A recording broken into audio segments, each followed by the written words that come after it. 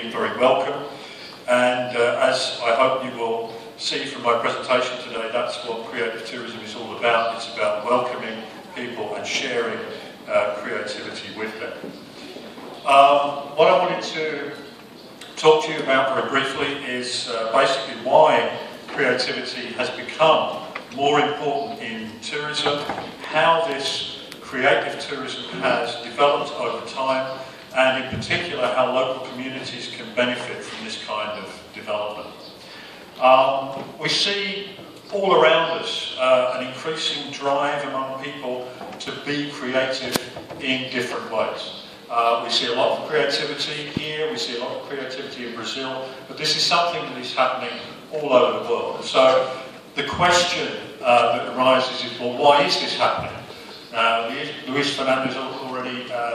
Fernando already hinted at one of the reasons why creativity is becoming more important. Because all around us, a lot of things are becoming the same. So I have a slide that I use in Europe of tourist buses. Almost all the tourist buses in Europe are red because they're copied from the buses in London, which has double-decker buses. In the rest of the world, they saw the top off the buses, at least if it doesn't rain too much, and they turn them into tour buses. Interestingly, in Brazil, they're not red. They are green, they are yellow, they are blue. So they have been adapted locally. But the concept of the tourist bus is a very, very similar one wherever you go in the world. So people copy culture all over the place. So we have this feeling that places are becoming the same wherever we go. So there are a number of things which are driving this increase in creativity in tourism. On the demand side, people feel the need for more authentic experiences, not just standing in a crowded room looking at the Mona Lisa, taking the same photos as everybody else. They want to add to their self-development through tourism, and they want to form meaningful relationships with other people while they are doing tourism. But on the supply side too, there are things which are pushing this increase in creativity. There is more and more competition between destinations, so you have to create distinction. How can you show that your place, your city, is different from all those other places that tourists can go to? And increasingly what we're realising is that there is more and more need to involve the citizen in the process of developing and creating tourism. So these pressures from both the demand side and the supply side are leading to an increased supply of creative tourism. And this development is all part of the move towards the experience economy that Pine and Gilmore have signalled. So we're moving away from traditional tourism, which was all about delivering services, to the experience economy, where the important thing is to stage experiences rather like being on this stage, putting on a performance for people. But Pine and Gilmore also said, well, eventually experiences will become copied to the extent where they will also lose their distinctive value. So what we need to think about is how we can create distinctive experiences. And the most distinctive experiences are those which change people. We remember those experiences that change us. That is what engages us, that's what convinces us to go back to places and so on. So we are moving towards the idea of creative transformations in tourism.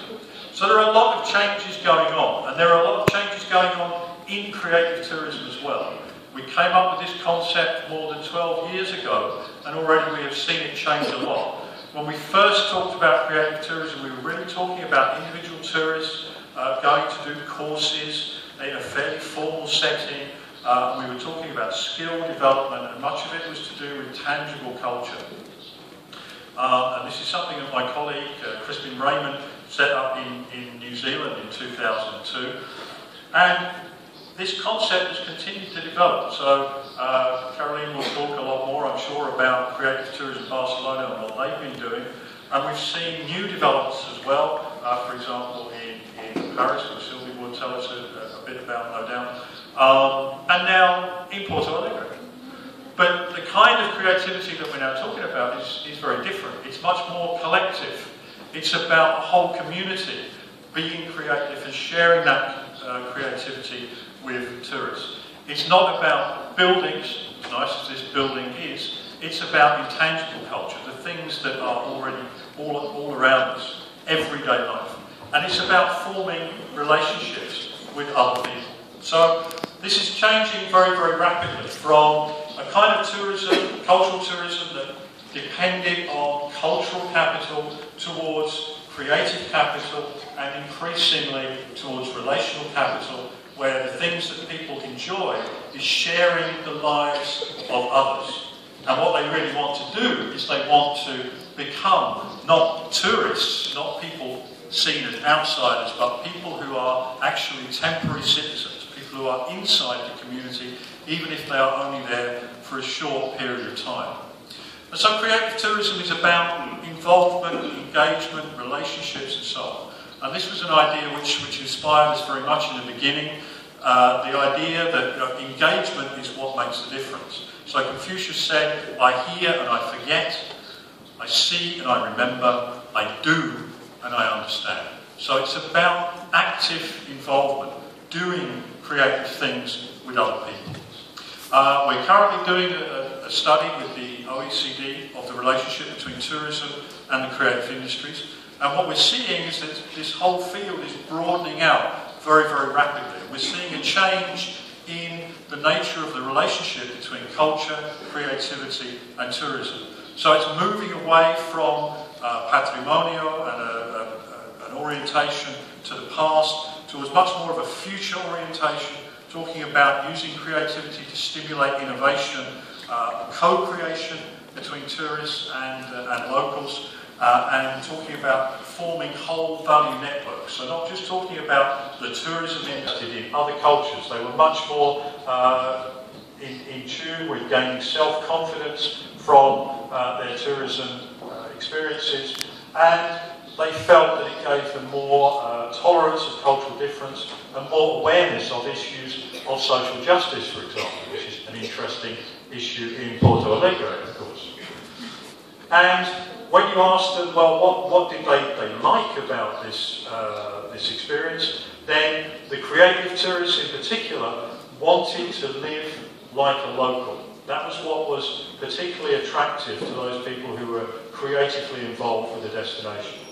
And so the creative tourists will tend to go to the less typical tourist destinations. They will be looking for places more off the beaten track than other tourists, and they will be particularly interested in interacting with local people, experiencing everyday life, and some of them will also be interested in actively helping people in the destination, what you might call volunteer tourism as well. And this is tied to a particular style of tourism very often. So people staying in hotels are less likely to be creative tourists than those, for example, who stay in apartments, who are obviously more integrated with local life. And those people who do couch surfing, where they're actually sleeping on somebody's couch, are definitely more creatively integrated with local life than your normal tourist.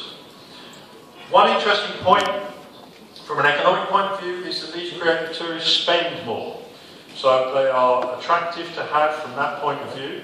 One of the reasons they spend more is because they stay longer. So wanting to have interaction with the local community is to do with this idea of staying rather than just being a temporary visitor.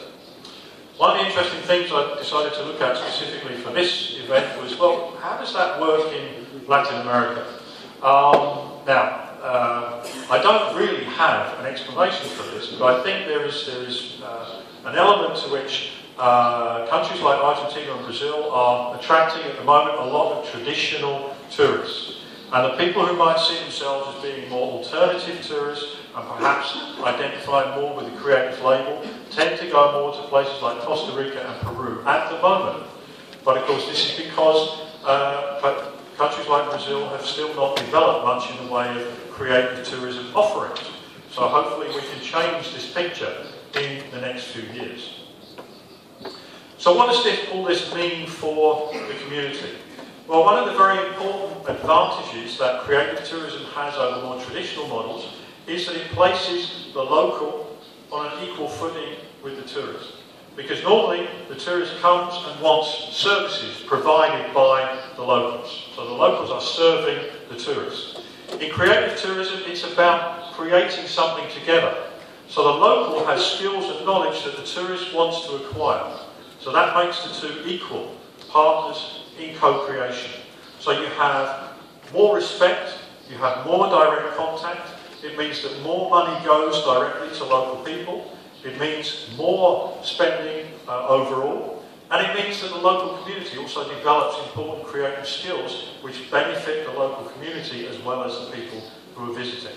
And it adds creativity and vibrancy to the local community. And creativity helps the development of tourism as well, because it is important in linking different actors, structures and networks. So you have the cultural sector and the tourism sector coming together. You have people from different creative sectors linking together. It shifts the dialogue about creativity from bonding capital, what binds us together, what glues us together, towards bridging capital, more about creating dialogue between peoples.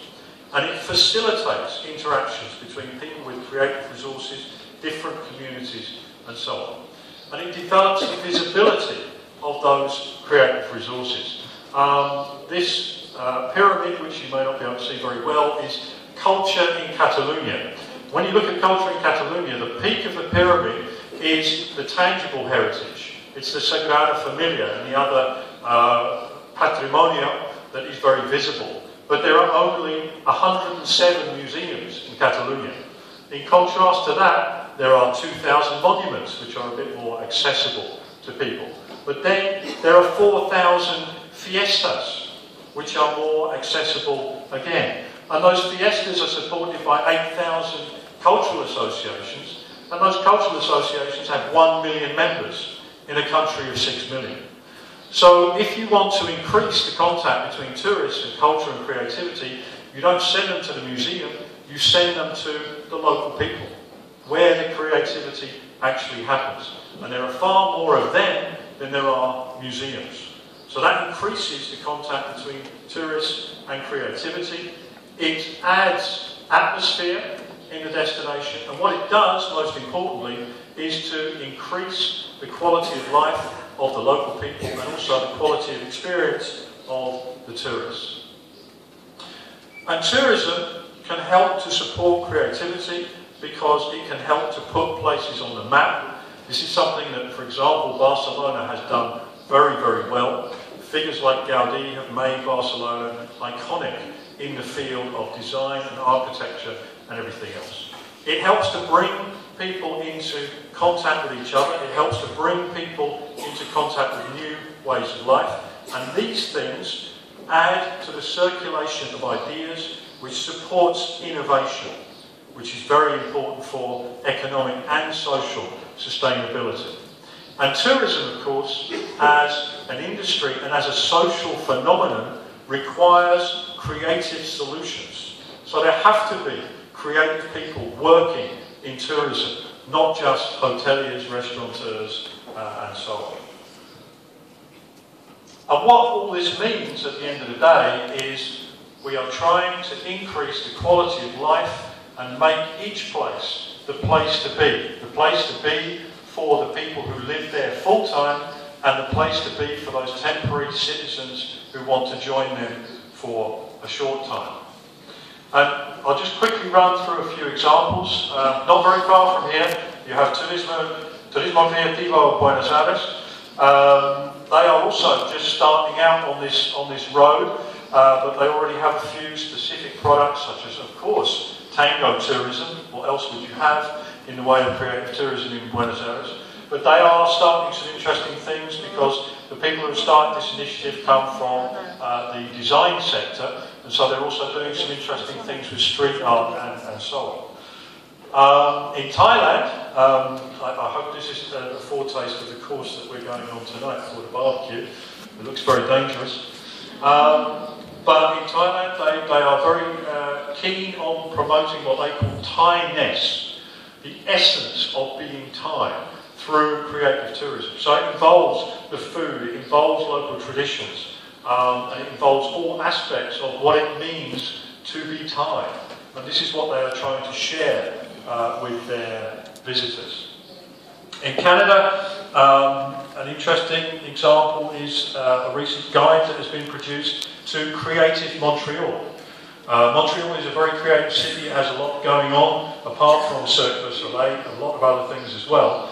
And a lot of these things are not visible to the visitor, very often not even visible to the people who live in the city. So this guide is designed to open up the creative life of the city for the visitor and the local as well. And in Brazil, there are interesting things going on. For example, if you're into games, you can now play on the website Brazil Quest as a way of finding out about the country and playing creatively with what the country means and its culture and its life as well. So a lot of countries are now opening up to different forms of creativity in tourism. And one of the most comprehensive developments of the relationship between tourism and creativity is currently taking place in Korea, which has identified creative tourism as a way of connecting tourism and other industries. So creativity is seen as a connector which removes the borders between sectors, the borders between people, and therefore opens up a lot of opportunities. So in recent years, Korea has had what they call the Korean wave, where Korean culture has been fed out to the rest of the world through pop music, through images, through design. And this is proving very, very successful, not just in selling Korean culture, but also in generating exports. So there are hundreds of millions of dollars being earned through the sales of popular culture products abroad as a result of promoting creativity. And so they have things like the Buzz Korea website, which shows you what kind of interesting elements there are in the everyday creativity of Korean culture. So we're seeing, at least in my view, an interesting movement away from the traditional forms of cultural tourism and the developing forms of creative tourism into new areas which open up still more opportunities for communities as well. So whereas cultural tourism was based on having cultural capital, having buildings and creating distinction through consumption, creative tourism is based on symbolic capital, branding, and the individual skill and talent that supports creativity. But my feeling is that we're now moving also into a new stage where creativity becomes the bridge towards creating relationships between people. And so what we're trying to build up through creative tourism is collective knowledge and networks which link people. And that's very obvious today because other people from other networks are here talking to you about their experience of doing creative tourism, and we are also here to learn from you. We don't have all the answers. We are also students of creative tourism. And ultimately, what all this needs to lead to is better placemaking. It needs to lead to more holistic thinking about how we create interesting and engaging places to be, which have a good quality of life, how we stimulate co-creation, and involving all the different aspects of the location. So arguably we are moving from an emphasis on culture towards an emphasis on creativity and ultimately collaboration and relationships. And in the analysis that we've been doing for the OECD, we've also seen that creative tourism itself has been changing, moving away from an emphasis on more tangible cultural heritage and more formal learning towards a closer relationship with the creative industries, embracing all different aspects of creativity, not just crafts, not just traditional areas of arts like painting and photography, but also more contemporary aspects of creativity such as street art, for example. And so we're seeing a very different form of creative tourism emerging, and this is also opening up new opportunities for local communities who may think that they don't currently have things which fit in the traditional model of creative tourism. So what are the implications for destinations or places in this story? Well, destinations really need to be creative in identifying and embedding the creative resources that they have. Because of course people can be creative anywhere. So the big question is, well, why should people come and be creative in Porto Alegre or any other place? So that's the big question that destinations have to ask themselves and try to answer.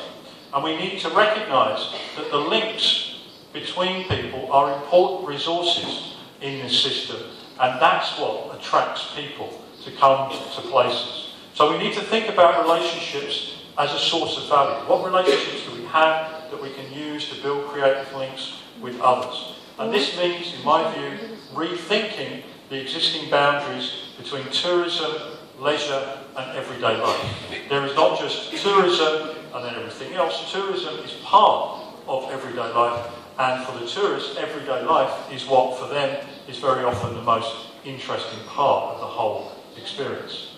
So, obrigado. Thank you very much, and I look forward to the rest of the discussion.